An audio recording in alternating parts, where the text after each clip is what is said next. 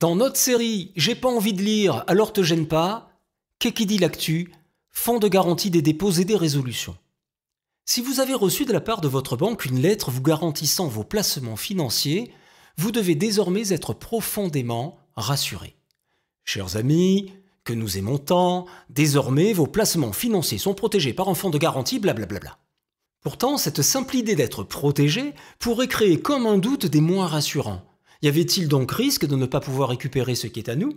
Cette garantie couvre-t-elle la totalité de nos biens, ou allons-nous perdre quelques noisettes en chemin? Les tempêtistes du temps d'y croire ont donc posé leur lanterne sur le fonds de garantie des dépôts et des résolutions. C'est Charles de Gaulle en 1945 qui va protéger l'épargne des Français. Ceux qui déposent simplement leur argent n'auront plus à subir les conséquences des placements financiers des autres. D'un côté, les banques de dépôt et de l'autre, les banques d'affaires. Le coup de grâce viendra bizarrement, et malheureusement comme souvent, de ceux qui dénoncent le capitalisme tout en prenant des mesures le favorisant. En 1984, Jacques Delors regroupe ces deux types de banques en une banque universelle. Désormais, le dépôt des uns permettra le jeu financier des autres. Sauf qu'à trop jouer, on peut couler. Et dans ce cas, tous les épargnants étant sur le même bateau, c'est panique pour tout le monde. La chaloupe de sauvetage jusqu'à présent, c'était le bail-out, c'est-à-dire tous les contribuables doivent payer, et même s'ils ne font pas la croisière avec la banque indélicate.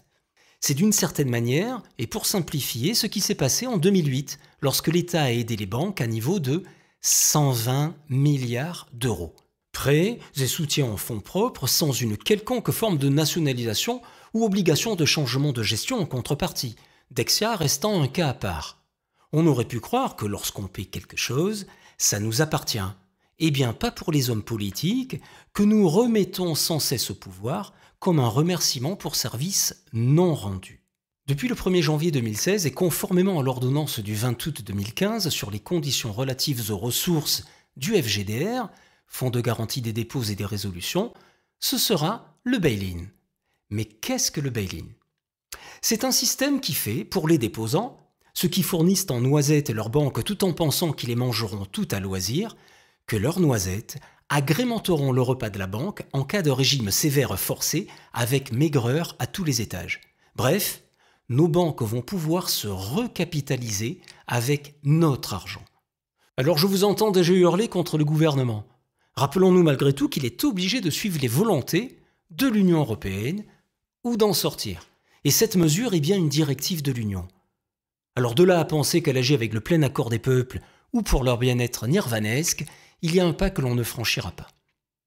La directive sur le redressement des banques et résolution de leurs défaillances, BRRD, pour Bank Recovery and Resolution Directive, met dès à présent à contribution les actionnaires, les détenteurs d'obligations et nous.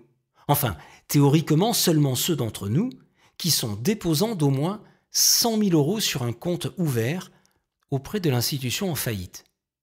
Vous ne me croyez pas? Eh bien, c'est pourtant ce qui est déjà arrivé par 2 fois tout récemment. À Chypre, en mars 2013, où la ponction sera montée jusqu'à 47% des placements au-dessus de 100 000 €. Et 47%, ça fait très mal. Et en Autriche, avec la faillite d'Hypo Alpadria au printemps 2016. Ainsi, l'ordonnance du 20 août prévoit une garantie de 100 000 € par déposant et par établissement bancaire. Ouf, nous avons eu chaud aux noisettes. Mais n'y aurait-il pas là comme un stratagème afin d'éviter la panique générale? À vous de voir.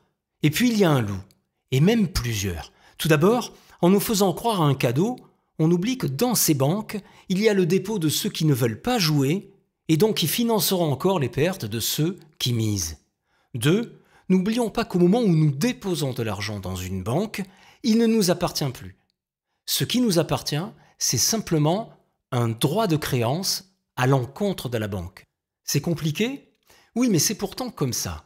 Alors pourquoi vouloir qu'on nous rende ce qui, vu de nos chers banquiers, ne nous appartient pas? Peut-être que les quelques indemnisations du FGDR ne sont qu'un cadeau qui cache la forêt. Enfin et surtout, il y a les chiffres. Et ils en disent long. En mars 2015, les dépôts éligibles au FGDR étaient de 1537 milliards d'euros. Donc, on peut en déduire que dans le cas extrême d'une crise financière systémique, avec faillite, grosses larmes et autres réjouissances du type Titanic, ce sont bien ces sommes stratosphériques qui devraient être indemnisées. Sauf que cette même année 2015, les ressources disponibles du FGDR ne représentaient que 0,22% de ces dépôts, soit 3 milliards sur les mêmes 1537 milliards d'euros. Certes, on nous promet un wagon d'espoir, mais pas avant 2024, avec un taux de 0,5%, soit à peine plus de 7 milliards, toujours pour les 1537 milliards. Et comme espoir, je pense que vous rêvez à mieux. Pour finir, nous ne savons pas ce qu'il en est pour vous. Mais nous, si nous n'avions pas tout dépensé en loyer, carte de transport, boîte de petits pois et autres taxes pétillantes et guillerettes, nous irions camper dès à présent dans notre banque, soit pour récupérer nos noisettes, soit pour être les premiers au guichet au jour du grand boom. En bref, quand on va sortir le violon du bal, il risque d'y avoir beaucoup d'assiettes vides au banquet. Un conseil pratique malgré tout, avant de vider vos comptes pour les uns, ou d'attendre l'avènement d'un Frexit pour les autres, n'oubliez pas que le FGDR, c'est par personne et par banque. Alors, que vous soyez un particulier ou une entreprise, si vous avez plus de 50 000 € de liquidités et que vous vouliez les mettre en banque, placez impérativement votre argent dans plusieurs établissements.